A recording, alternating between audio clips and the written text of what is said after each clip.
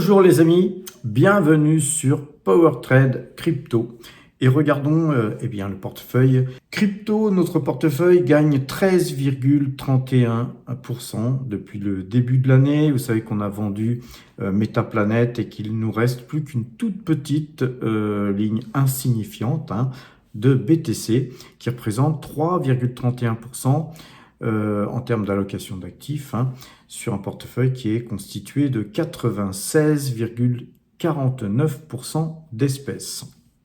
Donc en gros, ça nous fait tout juste 200 € de gain sur les 1500 € qui avaient été investis en ce 1er janvier 2026. Et nous allons rester jusqu'à ce qu'il y ait un signal d'achat sur le BTC pour pouvoir compléter cette ligne. Mais pour l'instant, on va aller voir les graphiques tout de suite et on voit que nous sommes sur le long terme sur un canal haussier, mais on est en train de taper le bas du canal. Alors va-t-on rebondir pour essayer de retoucher le haut du canal ou va-t-on casser ce canal? Pour l'instant, on va faire un zoom et on voit que la moyenne de jours, 12 jours, elle est vendeuse sur le BTC. Vous voyez que c'est croisé à la vente et que globalement, c'est plutôt faiblard, toutes ces petites bougies. Et je pense qu'on va aller à minima, vraiment à minima, toucher ce trend avant de rebondir et peut-être même casser. Il est bien possible qu'on ait une cassure de ce trend. En tout cas, on surveille comme le lait sur le feu cette situation, puisque là, en fait, il n'y a rien d'autre à faire qu'à attendre soit un signal d'achat avec un croisement de moyenne mobile 2 jours, 12 jours, et un rebond, bien sûr, sur ce trend qui est le bas de canal, je rappelle, soit tout simplement, ça casse et on ne fait rien, et on attendra plus bas un nouveau signal, et donc on se repositionnera à meilleur prix, et donc pour l'instant, on ne fait rien. Si on regarde, donc on va pour se faire zoomer, faire un zoom un peu plus important, on va prendre le Matrix. Si on regarde depuis le 1er janvier, donc le 31 décembre, en fait, en clôture, et les cours actuels en clôture, le BTC a gagné 0,95% depuis le début de l'année. Quant à nous, avec notre petite technique d'investissement et notamment notre prise de position sur Metaplanet, nous gagnons 13,31%, c'est-à-dire pratiquement 15 fois plus que le BTC lui-même. Donc voilà, très belle performance de notre portefeuille. Alors, on va faire une petite synthèse sur les raisons principales qui mènent le BTC vers le bas.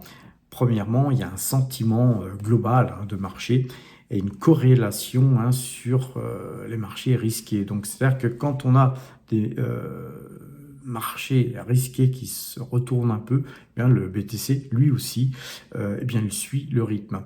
On a aussi parfois des gens qui veulent tenir des positions sur des marchés futurs comme le Nasdaq et autres. Quand il y a des baisses assez importantes, pour tenir ces positions, il faut des liquidités. Et donc, que font les opérateurs? Ils vont chercher des liquidités là où il y en a. Et souvent, ils en prennent là où ils en gagnent, là où ils gagnent de l'argent.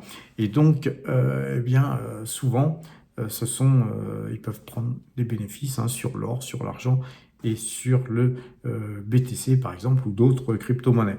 Par contre, actuellement, comme l'or et l'argent ont le vent en poupe, pourquoi irait-il investir sur le BTC? Vous voyez, pourquoi irait-il prendre des gains sur des minières ou sur de l'or ou sur de l'argent, alors que tout le monde s'accorde à dire que ça va continuer à monter et monter très certainement très fortement.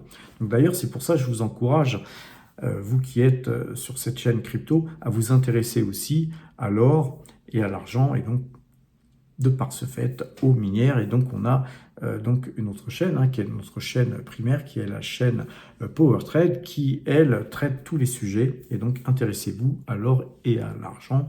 Et pour ce faire, vous pouvez aussi bien sûr vous intéresser à la chaîne Matière à profit, qui ne parle que de ça, que des minières, que de l'argent, que de l'or, que tout ce qu'on extrait du sous-sol. Donc quand on a dit tout ça, on comprend très bien pourquoi le Bitcoin reste coiffé, comme on dit.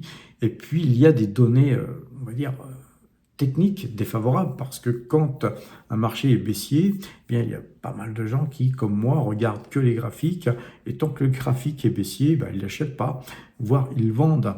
Et donc, de ce fait, tant qu'il n'y aura pas un retournement, un gros retournement, les graphiques seront toujours baissiers, donc il n'y aura pas une dynamique haussière avant qu'il n'y ait des gros porteurs qui s'intéressent vraiment à revenir sur le Bitcoin. Alors, ces gros porteurs, comme vous les connaissez tous, on a 4 sociétés, dont Metaplanet, qui sont des gros porteurs donc de Bitcoin, mais on a aussi pas mal de sociétés qui investissent quand même dans le Bitcoin, et on a aussi surtout beaucoup de traders, et donc le système bancaire s'y intéresse progressivement, et eux aussi font bouger le marché. Et n'oubliez pas, quand les banquiers commencent à s'intéresser à une valeur comme le Bitcoin, vous avez forcément des traders, et donc il y a des acheteurs et des vendeurs.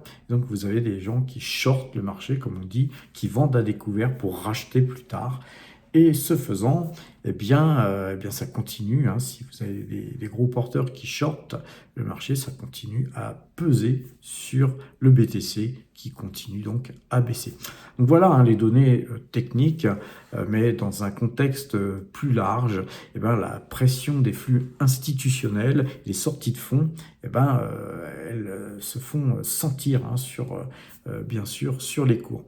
Voilà les amis, sur ces bonnes paroles, portez-vous bien et à très bientôt.